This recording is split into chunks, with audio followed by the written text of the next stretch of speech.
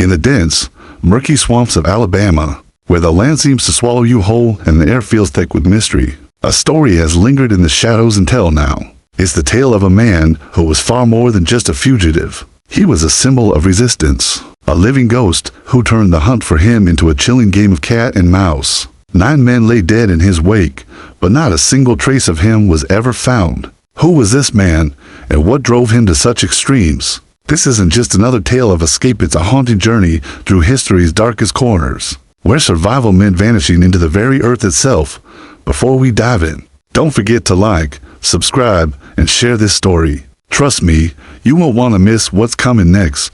Imagine the swamps of Alabama tamed, oppressive, and teeming with danger. But for one man, it was not a prison, but a sanctuary, a place where freedom could still be seized, even in the heart of oppression. His name, unknown to most, but his story, his fight for survival became a haunting legend that ripples through history. This man was a fugitive, a symbol of resistance, and his saga would send tremors through a nation already reeling from the chains of slavery. It was the mid-1800s, and Alabama was a slave state. It was a place where lives were stolen, bodies were bought and sold, and the color of one's skin dictated the value of their existence. But in the shadows of this brutal system, there were always whispers of those who dared to defy it. And this man, the one we now call the Silent Wolf, was one of them. He had been born into the system, his life predestined to toil under the lash of another. But the fire of freedom was kindled in him early on. It wasn't long before he realized that he had the choices, submit or escape. And he chose escape, but not just in the way most would know. He didn't just run away from the plantation. He made a decision that would change everything. He wouldn't just be a fugitive. He would be a ghost, a figure who would haunt the dreams of those who hunted him, slipping in and out of the dense, unforgiving swamps like a shadow that could never be caught. But before we get into the heart of his escape, let's understand why he did what he did. The life of an enslaved person was one of constant torment, whips, chains, deprivation. The worst part? The feeling of hopelessness that came with knowing that escape was nearly impossible. But this man, this Silent Wolf, was different. He was resourceful, driven by a sense of justice that ran deep. His need to be free wasn't just a fleeting thought, it was a fire that consumed him. But his path to freedom was not a straight line. No, this would be a journey filled with danger, violence, and survival. And as we'll see in the coming chapters, it would take the lives of 9 men before he finally vanished into the swamps, never to be fully captured. His escape was more than a flight from captivity, it was a rebellion, a statement that no matter the odds, no matter the system, freedom was a human right worth fighting for. But how did it all begin? How did he go from a slave to a fugitive on the run, leaving a trail of bodies behind him? The answer lies in the blood-stained path he would leave in his wake, and it's a story that will keep you on the edge of your seat. The Silent Wolf's escape was more than just a physical break from the plantation. It was the beginning of a darker, more dangerous journey, and it didn't take long before his flight turned violent. You see, in a world where every movement was scrutinized and every action had consequences, there was no such thing as a clean getaway. His decision to flee would not only challenge the established system, but would trigger a violent reaction from those who sought to recapture him. The first blood was spilled just days after his escape. It wasn't an act of pure vengeance, though. No, it was a necessary evil, one that would give him the upper hand in the fight for survival. For a man on the run, every second counted. He couldn't afford to let his pursuers gain ground, and he knew that. So, when the first group of slave catchers, eager for reward, came upon him, the Silent Wolf didn't hesitate. It was a chaotic scene, dense woods, the sharp tang of sweat, the crack of branches underfoot, and the panicked shouts of men who were suddenly aware of the true cost of chasing a man who was not only desperate but capable. What happened next was a blur of motion, a split-second decision that would define the Silent Wolf's life for years to come. He turned on his hunters not out of rage, but out of cold necessity. If they didn't die, he would. One by one, the men fell, their lives snuffed out in an instant. It wasn't brutality for the sake of cruelty. It was survival. The Silent Wolf knew that if he left them alive, they would return, and the cycle of violence would begin anew. He had no choice but to fight back with everything he had. After all, in the eyes of the law, he was already a criminal, a man worth nothing more than a reward poster. In his eyes, he was a man fighting for his life, but the killing wasn't a clean affair. The The weight of those lives, the blood on his hands, he would carry it with him for the rest of his life. As the last man fell, the silent wolf didn't feel triumph. He felt something else, a bitter understanding that this was just the beginning. His fight for freedom had cost lives, and it would cost more before it was all over. The incident would spark something inside him, a realization that no one was coming to save him. There would be no hero swooping in to end the chase. This was his fight alone, and the deeper into the swamps he went, the more he understood the cruel truth of his situation. If he wanted freedom, he would have to carve his own path through blood and bone. And as the sounds of the dying echoes faded, something else emerged. A man who would never stop running, never stop hiding, and most of all, never stop fighting. But would the hunt for him ever end? And what would it cost? Not just for him, but for those who would attempt to bring him down. The stakes were high, but the real question was, how long could a man like him survive in a world so determined to break him? By now, the name of the silent wolf was no longer just a whisper in the shadows. It was a growing legend, feared and respected in equal measure. But behind the myth was a man with a story, a history, and most importantly, a reason for everything he did. To understand the silent wolf, you had to understand the life that shaped him. And it wasn't one of freedom or privilege. It was a life built on suffering and loss. He wasn't born a killer. Far from it. His childhood, like that of so many enslaved people, was marked by hardship. Raised on a plantation in Alabama, he worked the fields alongside hundreds of other enslaved people, each of them stripped of their identity, their dignity, their future. The days were long, filled with grueling labor under the watchful eyes of cruel overseers. The whips, the shouts, the constant pressure to produce more, work harder, be faster. These were the realities he grew up with. But there was always something inside him, a flicker of defiance, that told him there was more to life than this. Like many before him, he dreamed of escape. But escape wasn't as simple as running away. It was a dangerous, treacherous journey, one that required cunning, strength, and the ability to survive on your own, deep in hostile territory. And when the moment came, he seized it. He broke free from the chains that had bound him, and for the first time, he tasted the sweet air of freedom. But it wasn't the freedom of a country or a government. It was the freedom of the soul, the freedom to decide your fate, even if that fate was uncertain. So, what turned this man into a fugitive who would leave a trail of bodies in his wake? Was it the years of abuse, the constant degradation of being owned like property? Was it the moment he realized that freedom, in any form, could only be earned through blood? Perhaps it was all of these things and perhaps something more. As he made his escape, he didn't just run, he planned. He knew the land, the swamps, the terrain. He knew how to hide, how to move unseen. His years of suffering had taught him how to be silent, how to vanish in plain sight. And it was these skills, combined with his raw survival instinct, that made him a ghost in the woods, impossible to catch, impossible to predict. But the trail he left behind wasn't just physical. It was psychological, too. The more he evaded capture, the more he became a symbol of something larger. A symbol of hope for those who were enslaved, and a terrifying figure for those who sought to uphold the system. To some, he was a hero, a man who took control of his fate and fought back against an unjust world. To others, he was a menace, a threat that needed to be extinguished before others followed in his footsteps. And as the silent wolf continued his journey through the swamp, each step took him further away from his past and closer to becoming something far more dangerous than just a man on the run. He was becoming a legend. But legends don't just live forever in stories, they have a way of making themselves real, in ways no one expects. It didn't take long for the silent wolf's flight to spark the full wrath of the law. With the blood of 9 men on his hands and the promise of a handsome reward for his capture, every bounty hunter, every sheriff, every man with a gun and a stake in the system was now on his trail. This wasn't just about catching a fugitive anymore. It had become a full-scale manhunt, a mission that would push the boundaries of law and order in the South.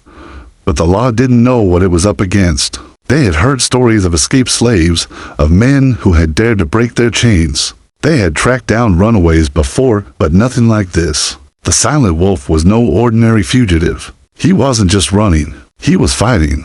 Fighting for his life, fighting for something bigger than himself. And he wasn't going to make it easy for anyone. The first few days of the hunt were chaotic. Slave catchers, lawmen, and soldiers flooded the back roads and swamps, hoping to corner the man they were calling the silent wolf. They had no idea where he was, only that he couldn't have gotten far. The swamps of Alabama were vast and treacherous, and the chances of finding a single man in them were slim to none. But the law didn't care. They were determined, and that determination drove them to extreme measures. They set traps. They sent scouts. They poured into the swamps, hoping to force the silent wolf out of hiding. But each time they thought they were close, he slipped away like smoke through their fingers. He was always one step ahead, moving in the dark, always aware of their every move. For the silent wolf, the chase had become a game of survival. Every day was a battle of wits, a test of his ability to evade capture. He knew the swamps better than anyone, and he used that to his advantage. Every trail they followed led to a dead end. Every trap they set was sprung in the wrong place. The law was growing frustrated, but they wouldn't stop. Not until they had their man, but something else was happening beneath the surface of this hunt. The longer the chase went on, the more the lawmen began to see the futility of their mission. This wasn't just about capturing a man who had escaped slavery. It was about confronting something far deeper, something that shook the very foundations of their world. The silent wolf was not just a fugitive. He was a challenge to the system itself, a reminder that no matter how tightly the chains were wrapped around him, he still had the power to break free. And as the days stretched into weeks and weeks into months, the law was forced to confront a painful truth. They weren't just chasing a man. They were chasing an idea that freedom could never truly be contained. But could they capture him before he became something more than just a fugitive? Could the system hold on to its power long enough to snuff out his flame? The hunt was intensifying, and the silent wolf was becoming an even bigger threat with every passing moment. The deeper the silent wolf ventured into the swamps, the further he seemed to vanish from the grasp of the law. It wasn't just that he was elusive, it was that the swamps themselves had become his ally. The lawmen, with their rifles and bloodhounds, were out of their element. The swamps, thick with mud and humidity, were no place for organized pursuit. The silent wolf knew every twist and turn, every hidden path, and every hollowed-out tree where he could rest, hidden from the world. This wasn't just about escaping anymore, it was about blending in, becoming one with the land. He'd spent days, maybe weeks, in these swamps, learning the rhythm of the water and the land, feeling it pulse beneath his feet. He wasn't just running from something. He was disappearing into something much bigger, a place that could swallow him whole if he let it. But what exactly was it about the swamps that allowed him to thrive where others failed? Perhaps it was the land's unforgiving nature that mirrored his own. The swamps were wild, untamed, filled with dangers at every turn, sharp reeds, venomous snakes, and the constant threat of getting stuck in the bogs. For the law, it was a maze. For the silent wolf, it was home. His movements became even more calculated. He no longer ran for miles without stopping. No, now he would move only at night, under the cover of darkness. The stillness of the swamp became his ally, muffling his steps and hiding his silhouette. In the daytime, he'd find shelter in an old tree stump, a patch of thick brush, or the hollow of a cypress tree and rest. It was a brutal existence, but he had no choice. The swamps demanded respect. Meanwhile, the lawmen were out in full force, their search growing ever more frantic. The townspeople spoke of him in hushed tones, some terrified, others intrigued by the myth that was growing around the silent wolf.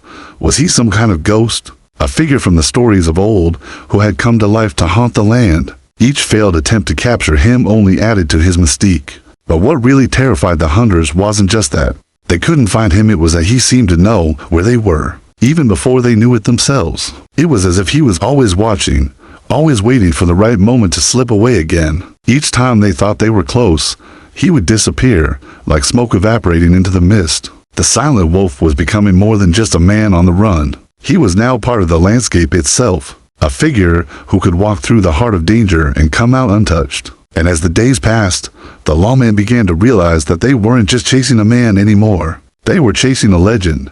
But even legends can be broken. Could the silent wolf really vanish without a trace? And what would it mean for those who sought him? The deeper they went into the swamps, the more they began to understand something terrifying.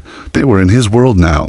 And in this world, they were the ones who were lost as the weeks turned into months. The search for the silent wolf only intensified. The law's frustration had reached a boiling point. Bounty hunters, armed to the teeth with rifles and traps, scoured every inch of the swamps, determined to bring the fugitive to justice. It wasn't just about money anymore, it was about pride, about proving that no man, no matter how elusive, could defy the system and live to tell the tale, ***, but with every passing day, the hunt seemed to stretch further and further into the wilderness. The law's grip was slipping, and they knew it. They started expanding their search, pushing deeper into the uncharted swamplands, setting up larger traps and blocking off key routes. They sent men in groups of 5 or 6, hoping that sheer numbers would increase their chances. But as soon as one group would think they were close, they'd find nothing but another dead and another whisper of the silent wolf, gone with the wind.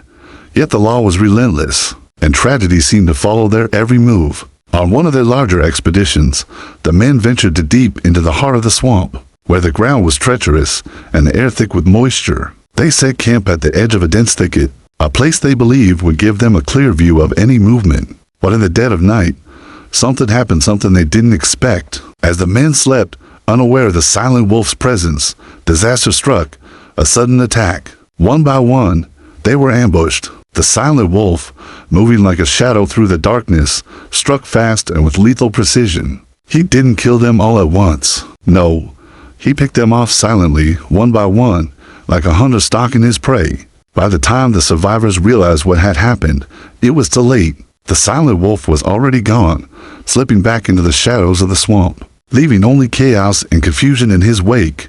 The loss hit hard. It wasn't just the loss of men, it was the loss of confidence. The lawmen, now shaken, began to question everything. They had no idea how the silent wolf had done it, how he had infiltrated their camp without a sound. But the more they thought about it, the more they realized that he wasn't just a man. They were dealing with something else, something far more dangerous. Despite the horror of the ambush, the search didn't stop. If anything, it grew even more desperate. The authorities brought in new reinforcements, more experienced trackers, and even more bloodhounds. They used every resource at their disposal, but the swamp kept giving them the same answer: nothing. And so, the tragedy continued. Every failed attempt to catch him only added to the sense of futility that was creeping through the ranks. How many more men would die in pursuit of a ghost? How much longer could this relentless hunt go on before the law realized that they weren't just looking for a fugitive, they were looking for a force of nature? The silent wolf had become a symbol of hope, of resistance, and of the terrifying possibility that perhaps the system could be defied. And with every man he killed, every ambush he survived, his legend grew, solidifying his place as one of the most elusive figures in history. By now, the silent wolf wasn't just surviving the swamps, he was mastering them. The law's pursuit had become a predictable cycle. They would search, they would fail, and they would regroup, only to repeat the same fruitless pattern. But the silent wolf? He was playing a different game entirely. One where the rules weren't made by men, but by the unforgiving terrain itself. And he had learned to navigate it with a kind of ruthless efficiency. What set him apart from those hunting him wasn't just his ability to move unseen. It was his deep understanding of the land, the way he blended with the wilderness like a shadow. He didn't just walk through the swamp, he became a part of it. For years, the swamps had been his home, and now they had become his sanctuary. The dense underbrush, the winding rivers, and the treacherous bogs, all of it was second nature to him. While the lawmen struggled with the heat, the mud, and the constant threat of getting lost, the silent wolf moved like he knew every inch of the land. So, how did he do it?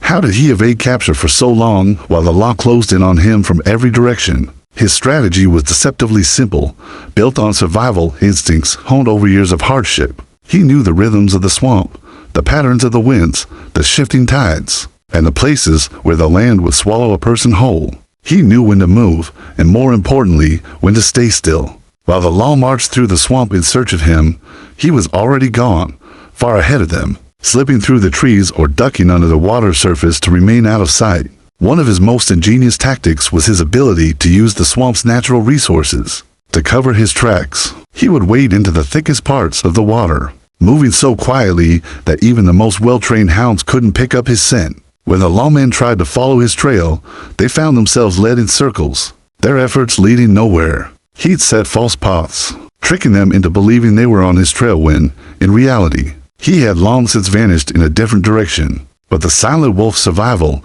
wasn't just about evasion, it was also about resilience. He was constantly adapting, always learning from his mistakes, always improving his tactics. When the law began to use traps and snares to catch him, he countered with his own version of deception. He would leave false signs, broken branches, or a torn piece of clothing deliberately planted to mislead his pursuers. By the time they realized they had been tricked, he was already miles away, hidden in a new location. Even in moments of danger, when the pursuit was close, he never panicked. The silent wolf was driven not by fear, but by the singular will to survive. He had learned that survival was not just about escaping, it was about knowing when to fight and when to disappear. It was a game of patience and timing, and he was a master of it. The more he evaded capture, the more the law grew desperate. The silent wolf had become more than just a fugitive. He had become an enigma, a challenge to everything the law stood for. But as the days turned into months and months into years, the question remained, how long could he keep this up? How long could one man survive, evading not just the law, but the very system that had tried to break him? The answer, as we would soon find out, was a matter of time, and that time was quickly running out. As the silent wolf's name became more widely known, the hunt for him transformed into something much larger than it had been at the start. No longer was it a local affair, it became a national obsession. Word spread about the man who had escaped the confines of slavery, the man who had killed 9 men, and the man who had slipped through the fingers of the law time and time again. With each failed attempt to capture him, the search became more urgent, more desperate. The law wasn't the only force pursuing him now. The pursuit had taken on a life of its own, with bounty hunters, soldiers, and even civilian volunteers joining the fray. They all came for one reason: the reward. But for the silent wolf, the reward was something else entirely: the right to live, to remain free, to keep his name a whisper in the dark rather than a target on a wanted poster. Despite the mounting pressure, the silent wolf continued to evade capture, slipping deeper into the swamps, where the thick fog and dark waters offered him the perfect cover. But even in this perfect hideaway, there were moments of tension, of near capture. On one occasion, a group of lawmen managed to close in on him, trapping him in a narrow bend of the river. They thought they had him cornered, but what they didn't know was that the silent wolf had been preparing for this very moment. In the dead of night, as the lawmen set their ambush, the silent wolf struck. He used his knowledge of the land to create a diversion, luring his would-be captors into a trap of their own. As the lawmen descended upon what they thought was an easy capture, the silent wolf had already disappeared into the surrounding foliage, leaving behind only his taunting footprints as a cruel reminder that they were, once again, outwitted. Asterisk, this cat-and-mouse game continued. The lawmen, closing in only to find themselves pulled back into the labyrinth of the swamp, chasing shadows. The hunt had become a cycle of hope and despair. For the authorities, it was a matter of pride. They wouldn't let this one man defy them any longer. But for the silent wolf, it was a matter of survival, of keeping his freedom at all costs. But as the days turned to weeks and weeks to months, the law began to feel the weight of their pursuit. The resources they poured into finding him were becoming unsustainable, and the constant failure was demoralizing. Could they keep this up indefinitely? More and more, they had asked themselves, what was it that kept the silent wolf so elusive? Was it his cunning, his knowledge of the land, or was there something more to it, something beyond the man, beyond the chase? With the swamp as his fortress, the silent wolf was proving to be an unstoppable force. But even in his moments of triumph, there was a question that lingered. How much longer could he keep this up? How long could one man continue to run, to hide, to survive, when every inch of the world seemed to be closing in on him? The final chase was nearing its end. But would it be the law who captured him? Or would the swamp, the very place he called home, be where his story ended? As the months turned into years, the silent wolf's legend only grew. What had begun as the story of a single man on the run had morphed into something much larger, something that stirred the hearts and minds of people far beyond the swamps of Alabama. His name, his actions, his daring escape had become a symbol of resistance, a beacon of hope for those who felt trapped by the oppressive system that sought to control them. For those who were enslaved, the silent wolf became more than just a fugitive. He became a hero, a living, breathing testament that freedom was possible, even for those who were bound by chains. To them, his defiance wasn't just an act of survival, it was an act of rebellion. He wasn't just running from the law. He was running towards something bigger, the dream of freedom, the belief that no system, no matter how powerful, could completely break a person's spirit. And it wasn't just the enslaved who admired him. His story had begun to spread to the free population as well, capturing the attention of abolitionists and reformers. Some saw him as a martyr, a man willing to risk everything for his freedom. Others saw him as a symbol of the fight for justice, a figure who could inspire a broader movement. To some, he was the very embodiment of what they were fighting for, an example of the strength and resilience it would take to break free from the chains of oppression. But as his legend grew, so did the tension around him. The more he evaded capture, the more the system felt threatened. There were whispers in the streets, in churches, and in private homes, whispers of hope, yes, but also whispers of fear. The authorities knew that if the silent wolf was allowed to continue his escape, others might follow. What if more enslaved people saw him as a model, a symbol of what was possible? What if more chose to defy the system and risk everything for a taste of freedom? It was this very fear that drove the authorities to redouble their efforts. As the manhunt grew more intense, the silent wolf became the subject of a nationwide obsession. Newspapers published stories about him. His face was printed on wanted posters, his name spoken in hushed tones in corners of bars and town squares. The more the authorities tried to catch him, the more he seemed to slip from their grasp. But there was something even more profound at play here. The silent wolf had become a symbol of something larger than himself. His story transcended his individual actions. It had become a rallying cry for those who felt powerless. A message that no matter how tightly the chains were bound, there was always a way out. His fight wasn't just about survival, it was about the right to live freely, to carve your own path, and to never submit to an unjust world. But as his legend grew, so did the cost of his freedom. The longer the chase dragged on, the more it seemed that something would have to give. Could the silent wolf truly outrun the law forever? Or would the very legend he had created be the thing that ultimately brought him down? As the search for the silent wolf continued, it reached a fever pitch. The authorities, who had once believed that no man could escape their grasp, now found themselves caught in a maddening cycle of failure. The bounty hunters, the soldiers, and the local lawmen had all spent countless hours scouring the swamps, only to find themselves once again staring at the vast, unyielding wilderness. The silent wolf, it seemed, was always one step ahead, his footsteps echoing in their minds, but never in the dirt beneath their boots. And then, one day, the trail simply disappeared. It was as if the earth itself had swallowed him whole. One moment, they thought they had him cornered, and the next, nothing. No signs, no traces, no footprints. The silent wolf had simply vanished. Some say that he had escaped, slipping away into the wilderness forever, never to be seen again. Others believe that he had died in the swamps, his body lost to the murky waters that had once been his refuge. The mystery of his disappearance grew so great that even the authorities were left in a state of disbelief. How could someone so cunning, so elusive, just disappear? How could a man who had managed to evade capture for so long simply vanish without a trace? Theories about his fate began to circulate. Some said he had been killed by a wild animal, his body never found. Others believed he had crossed the Mississippi River and made his way north, to freedom in the Union States. But no one knew for sure. The silent wolf had become more than just a fugitive, he had become a myth. Perhaps that was what he had wanted all along. In a world that had tried to break him, he had broken free, not just from his chains, but from the very idea of what a fugitive was supposed to be. He had turned his escape into something greater, something beyond the reach of the law, beyond the grasp of those who would seek to define him.